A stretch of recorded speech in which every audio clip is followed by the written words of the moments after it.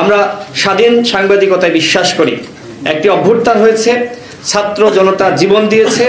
সুতরাং এমন ভুল যাতে আমরা না করি, যাতে করে এই গণ অভ্যুত্থান ব্যাহত হয় এবং আমরা আবার সেই ফ্যাসিজমের মধ্যে আমরা আটকে পড়ি।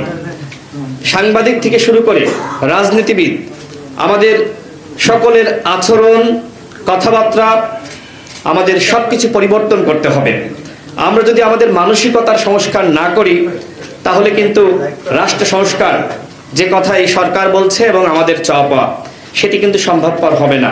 50,000 টাকার খাম পেয়েছি। আচ্ছা, এটি কি আসলে বিশ্বাসযোগ্য যে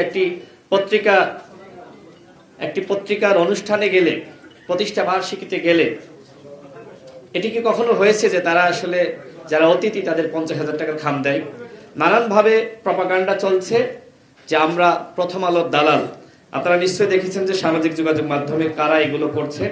এবং আরেকটি বিষয় যেটি আসলে আপনারা যেহেতু এখানে সম্পাদক এবং সাংবাদিক ভাইরা আছেন, গণ অধিকার পরিষদের নাম ব্যবহার করে কতিপয় ব্যক্তি এই ধরনের কর্মযজ্ঞে লিপ্ত রয়েছে। আমাদের দল গণ অধিকার পরিষদ নিবন্ধিত। আমরা সবসময় সাংবাদিকদের স্বাধীনতায় বিশ্বাস করি, গণমাধ্যমের স্বাধীনতায় বিশ্বাস করি। তবে একই সাথে এটি বলতে হয়, বিগত 15 বছরে গণমাধ্যমের যে ধরনের ভূমিকা রাখা দরকার ছিল, সেটি কিন্তু রাখা সম্ভবপর হয়নি। এর পিছনে কি কারণ আছে সেটি অবশ্যই আমাদের খতিয়ে দেখতে হবে।